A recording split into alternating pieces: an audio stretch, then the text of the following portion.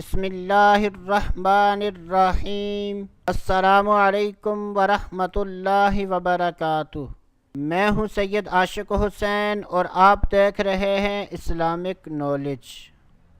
آج کی اس ویڈیو میں بات کریں گے خواب میں اونٹ دیکھنا کیسا۔ تو اس کی مختلف صورتیں ہیں۔ حضرت سیدنا ابن سیرین رحمۃ اللہ تعالی علیہ نے ارشاد فرمایا کہ اگر کوئی شخص خواب میں دیکھے کہ وہ ایسے اونٹ پر بیٹھا ہے جس کو وہ نہیں جانتا اور وہ اونٹ دوڑ رہا ہے تو یہ اس بات کی دلیل ہے کہ وہ شخص سفر کرے گا۔ اگر کوئی خواب میں دیکھے کہ اونٹ گھوم رہا ہے تو یہ غم اور فکر کی دلیل ہے۔ اگر کوئی شخص خواب میں اونٹنی دیکھتا ہے تو یہ اس بات کی دلیل ہے کہ وہ شخص شادی کرے گا۔ اگر کوئی شخص ایسی اونٹنی دیکھتا ہے جس کے ساتھ بچہ ہے تو یہ اس بات کی دلیل ہے کہ وہ شخص ایسی عورت کے ساتھ شادی کرے گا جس کا فرزند بھی ہوگا۔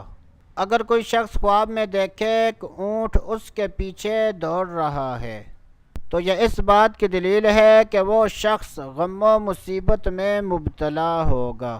حضرت سیدنا دانیال علیہ السلام نے ارشاد فرمایا کہ اگر کوئی شخص خواب میں دیکھے کہ وہ ایسے اونٹ پر بیٹھا ہے جو کہ غضبناک ہے تو یہ اس بات کی دلیل ہے کہ اس پر کوئی بڑا آدمی قبضہ کرے گا۔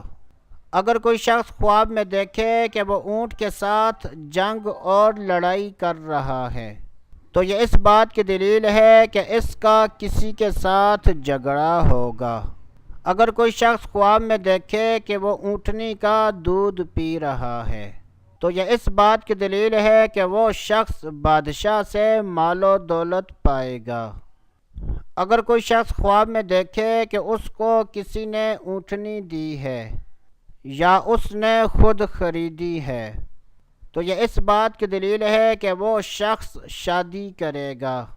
اگر کوئی شخص خواب میں دیکھے کہ اونٹنی بچہ دے رہی ہے تو یہ اس بات کی دلیل ہے کہ اس کے ہاں لڑکا پیدا ہوگا اور ایسے شخص کے مال میں اضافہ ہوگا۔